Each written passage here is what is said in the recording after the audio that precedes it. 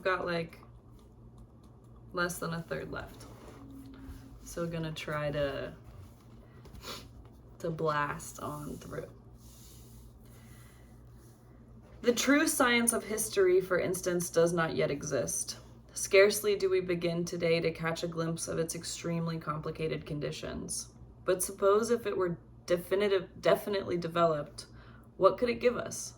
It would exhibit a faithful and rational picture of the natural development of the general conditions, material and ideal, economical, political and social, religious, philosophical, aesthetic, and scientific, of the societies which have a history. But this universal picture of human civilization, however detailed it might be, would never show anything beyond general and consequently abstract estimates. The billions of individuals who have furnished the living and suffering materials of this history at once triumphant and dismal, triumphant by its general results, dismal by the immense hecatomb of human victims crushed under its car, whose billions of obscure individuals without whom none of the great abstract results of history would have been obtained, and who, bear in mind, have never benefited by any of these results, will find no place, not even the slightest, in our annals. They have lived and been sacrificed, crushed for the good of abstract humanity. That is all. Shall we blame the science of history? That would be unjust and ridiculous. Individuals cannot be grasped by thought, by reflection, or even by human speech, which is capable of expressing abstractions only. They cannot be grasped in the present day any more than in the past. Therefore, social science itself, the science of the future, will necessarily continue to ignore them. All that we have a right to demand of it is that it shall point us with faithful and sure hand to the general causes of individual suffering. Among these causes, it will not forget the immolation and subordination, still too frequently, alas, of living individuals to abstract generalities, at the same time showing us the general conditions necessary to the real emancipation of the individuals living in society. That is its mission. Those are its limits, beyond which the action of social science can only be impotent and fatal. Beyond those limits being the doctrinaire and governmental pretentious of its licensed representatives, its priests. It is time to have done with all popes and priests. We want them no longer, even if they call themselves social democrats. Once more, the sole mission of science is to light the road. Only life delivered from all its governmental and doctrinaire barriers and given full liberty of action can create. How solve this antinomy?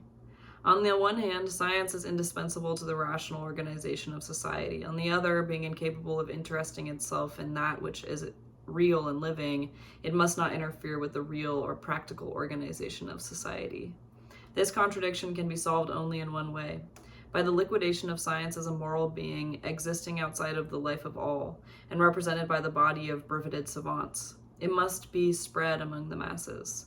Science, being called upon to henceforth represent society's collective consciousness, must really become the property of everybody, thereby, without losing anything of its universal character, of which it can never divest itself without ceasing to be science, and while continuing to concern itself exclusively with general causes, the conditions and fixed relations of individuals and things. It will become one, in fact, with the immediate and real life of all individuals. That will be a movement analogous to that which said to the Protestants at the beginning of the Reformation, that there was no further need of priests for man, who would henceforth be his own priest, every man, thanks to the invisible intervention of the Lord Jesus Christ alone, having at last succeeded in swallowing his good God. But here's the question. Here the question is not of Jesus Christ, nor good God, nor of political liberty, nor of judicial right, things all theological or metaphysically revealed, but all alike indigestible. The world of scientific abstractions is not revealed. It is inherent in the real world, of which it is only the general or abstract expression and representation. As long as it forms a separate region, specially represented by the savants as a body, this ideal world threatens to take the place of a good God to the real world, reserving for its licensed representatives the office of priests. That is the reason why it is necessary to dissolve the special social organization of the savants by general instruction, equal for all in all things, in order that the masses, ceasing to be flocks led and shorn by the privileged priests, may take into their own hands the direction of their destinies. But until the masses shall have reached this degree of instruction, it will be necessary to leave them to the government of scientific men? Question mark? Certainly not.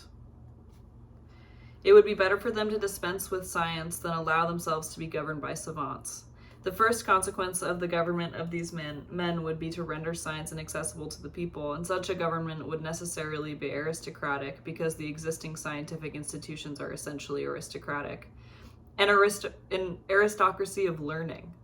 From the practical point of view, the most implacable, and from the social point of view, the most hotly and insulting, such would be the power established in the name of science. This regime would be capable of paralyzing the life and movement of society. The savants, always presumptuous, never self-sufficient, and ever impotent, would desire to meddle with everything, and the sources of life would dry up under the breath of their abstractions. Once more, life, not science, creates life. The spontaneous action of the people themselves alone can create liberty. Undoubtedly, it would be a very fortunate thing if science could, from this day forth, illuminate the spontaneous march of the people toward their emancipation. But better an absence of light than a false and feeble light, kindled only to mislead those who follow it. After all, the people will not lack light. Not in vain have they traversed a long historic career and paid for their errors by centuries of misery. The practical summary of their painful experiences constitutes a sort of traditional science, which in certain respects is worth as much as theoretical science. Last of all, a portion of the youth, those of the bourgeoisie students who feel hatred enough for the falsehoods, hypocrisy, injustice, and cowardice of the bourgeoisie to find courage to turn their backs upon it, and passion enough to unreservedly embrace the just and human cause of the proletariat. Those will be, as I have already said, fraternal instructors of the people.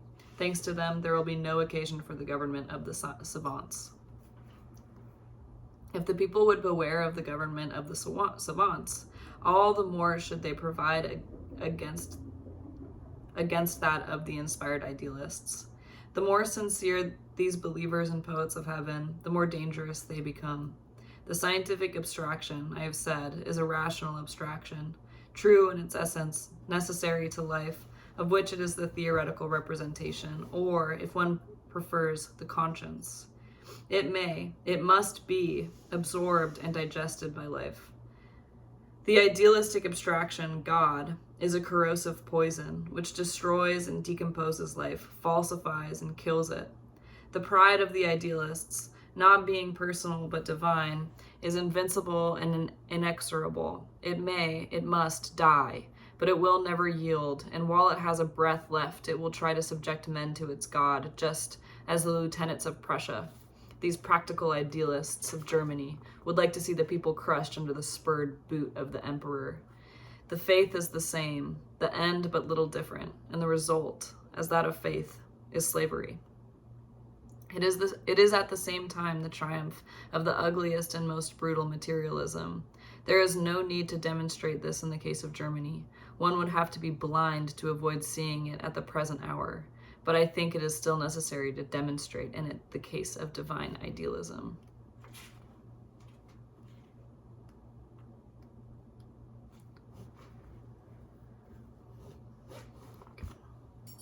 Man, like the rest of nature, is an entirely material being. The mind, the facility of thinking, of receiving, and reflecting upon different external and internal sensations, is remembering them when they have passed and reproducing them by the imagination, of comparing and distinguishing them as abstracting determinations common to them, and thus creating general concepts, and finally of forming ideas by grouping and combining concepts according to different methods. Intelligence, in a word, sole creator of our whole ideal world, is a property of the animal body, and especially of the quite material organism of the brain. We know this certainly by the experience of all, which no fact has ever contradicted, and which any man can verify at any moment in his life. In all animals, without excepting the wholly inferior species, we find a certain degree of intelligence, and we see that in the series of species, animal intelligence develops in proportion as the organization of a species approaches that of man, and that in man alone it attains to the power of abstraction which properly constitutes thought.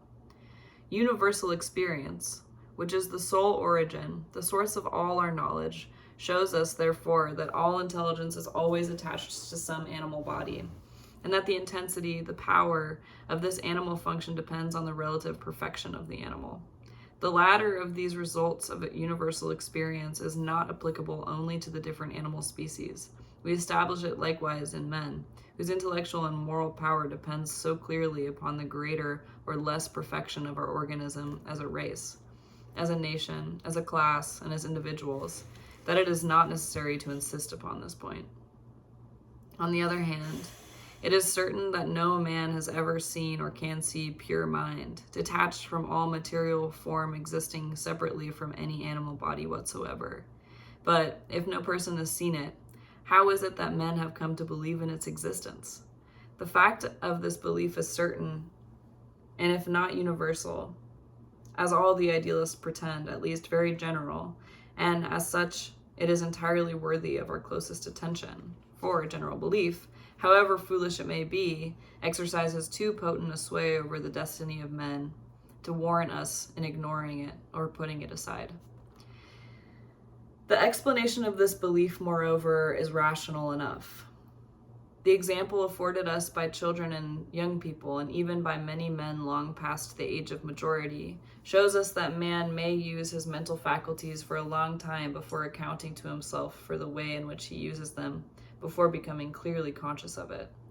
During this working of the mind and conscious of itself, during this action of innocent or believing intelligence, man, obsessed by the external world, pushed on by that internal goad called life and its manifold necessities, creates a quantity of imaginations, concepts, and ideas necessarily very imperfect at first, and conforming but slightly to the reality of the things and the facts which they endeavored to express.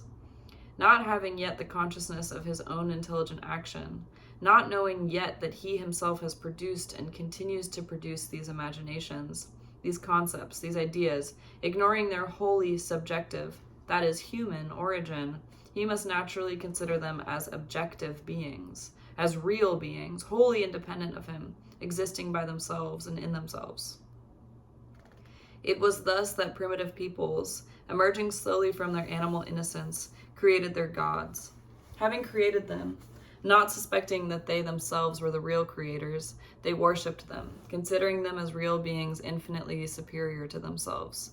They attributed omnipotence to them, and recognized themselves as their creatures, their slaves. As fact as human ideas developed, the gods, who, as I have already stated, were never anything more than a fantastical, ideal, poetical reverberation of an inverted image, become idealized also. At first, gross fetishes, then gradually become pure spirits, existing outside of the visible world. And at last, in the course of a long historic evolution, are confounded in a single divine being, pure, eternal, absolute spirit, creator and master of the worlds. In every development, just or false, real or imaginary, collective or individual, it is always the first step, the first act that is the most difficult.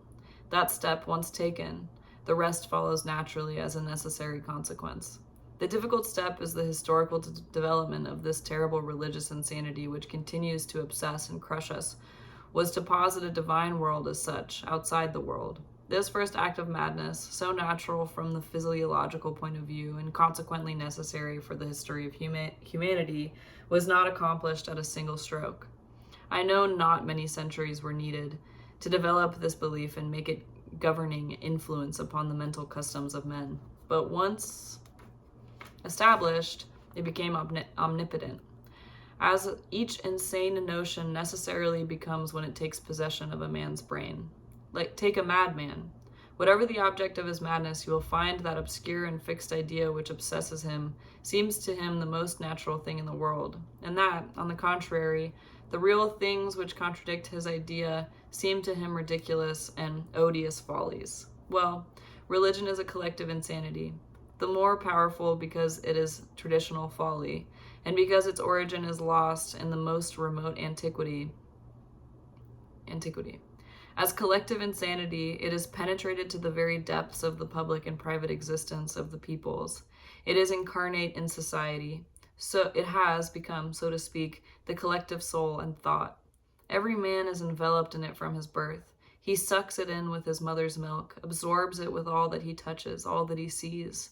He is so exclusively fed upon it, so poisoned and penetrated by it in all this being, that later, however powerful his natural mind, he has to make unheard of efforts to deliver himself from it, and then never completely succeeds.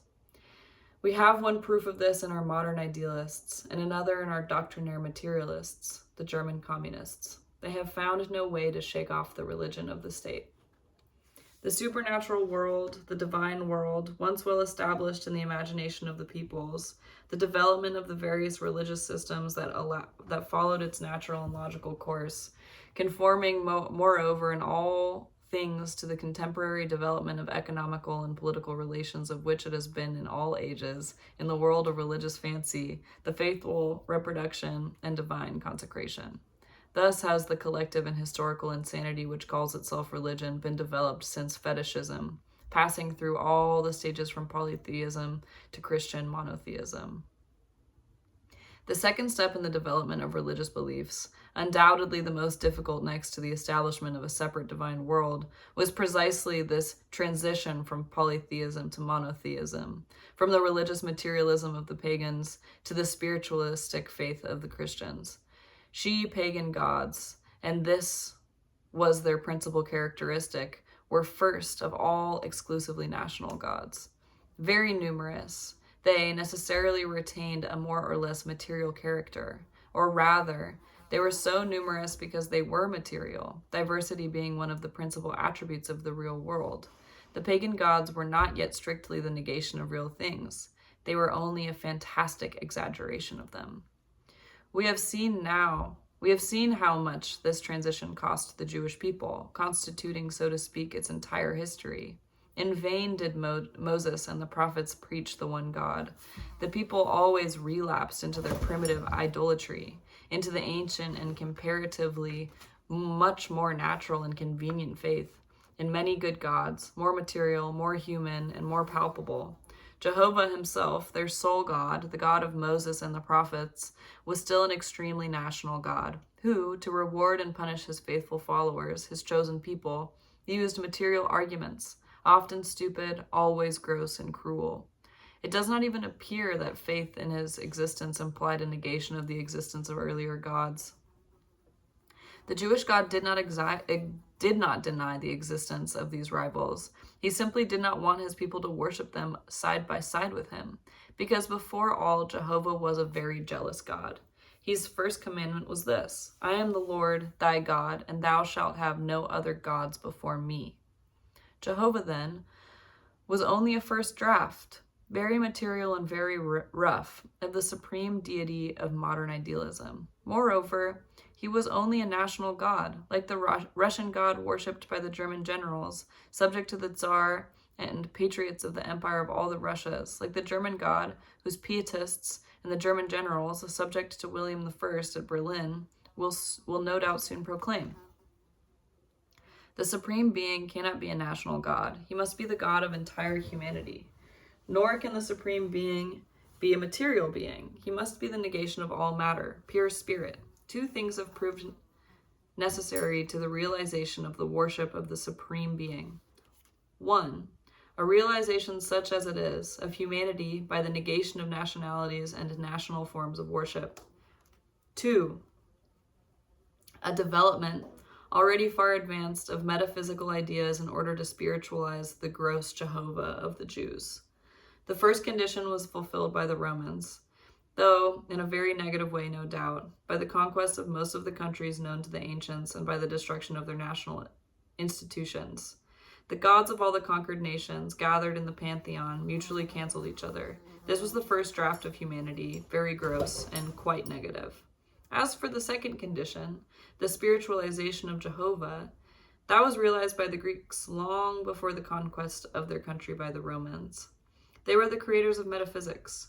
Greece, in the cradle of her history, had already found from the Orient a divine world which had been definitely established in the traditional faith of her peoples.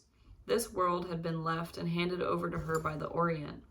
In her instinctive period, prior to her political history, she had developed and prodigiously humanized this divine world through her poets.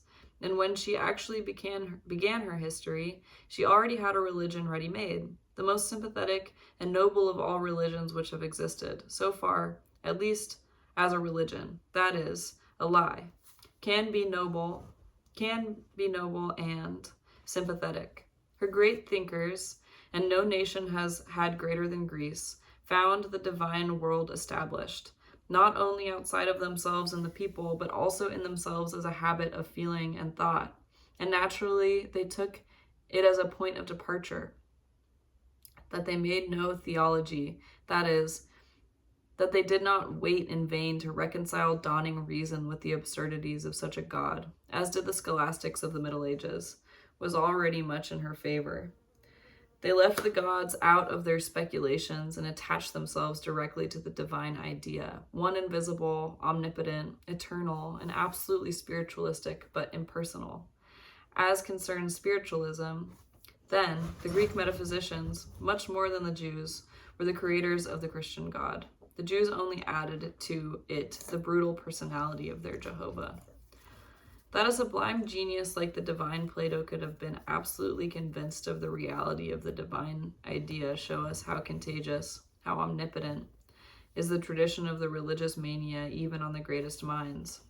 Besides, we should not be surprised at it, since even in our day, the greatest philosophical genius which has existed since Aristotle and Plato, Hegel, in spite even of Kant's criticism, imperfect and too metaphysical though it be, which had demolished the objectivity of reality of the divine ideas, tried to replace these divine ideas upon their transcendental or celestial throne. It is true that Hegel went through his work of restoration in so impolite a manner that he killed the good God forever. He took away from these ideas their divine halo, by showing to whoever will read him that they were never anything more than a creation of the human mind running through history in search of itself. To put an end to all religious insanities and the divine mirage, he felt nothing lacking but the utterance of those grand words which were said after him, almost at the same time by two great minds who had never heard of each other, Ludwig Feuerbach, and disciple and demolisher of Hegel in Germany, and Auguste Comte, the founder of positive philosophy in France. These words were as follows: metaphysics are reduced to psychology. All the metaphysical systems have been nothing else than human psychology developing itself in history. Today, it is no longer difficult to understand how the divine ideas were born, how they were created in succession by the abstractive faculty of man. Man made the gods, but in the time of Plato, this knowledge was impossible. The collective mind, and consequently the individual mind as well, even that of the greatest genius, was not ripe for that. Scarcely had it said with Socrates, "Know thyself." This self-knowledge existed only in a state of intuition. In fact, it amounted to nothing. Hence, it was impossible for the human mind to suspect that it was itself the sole creator of the divine world. It found the divine world before it. It found it as history, as tradition, as a sentiment, as a habit of thought, and it necessarily made it the object of its loftiest speculations. Thus was born metaphysics, and thus were developed and perfected the divine ideas, the basis of spiritualism. It is true that after Plato, there was a sort of inverse movement in the development of the mind. Aristotle, the true father of science and positive philosophy, did not deny the divine world, but concerned himself with it as little as possible. He was the first to study, like the analyst and experimenter that he was, logic, the laws of human thought, and at the same time the physical world. Not in its ideal, illusory essence, but in its real aspect. After him, the Greeks of Alexandria established the first school of positive scientists. They were atheists, But their atheism left no mark on their contemporaries. Science tended more and more to separate itself from life. After Plato, divine ideas were rejected in metaphysics themselves. This was done by the Epicureans and Sceptics, two sects that contributed much to the degradation of human aristocracy, but they had no effect upon the masses. Another school, infinitely more influential, was formed at Alexandria, was the school of Neoplatonists. These confounded, in an impure mixture, the monstrous imaginations of the Orient with the ideas of Plato, were the true originators, and later, the elaborators of the Christian dogmas. Thus, the personal and gross egoism of Jehovah, but not less brutal and gross Roman conquest, and the metaphysical ideal speculation of the Greeks, materialized by contact with the Orient, were the three historical elements which made up the spiritualistic religion of the Christians.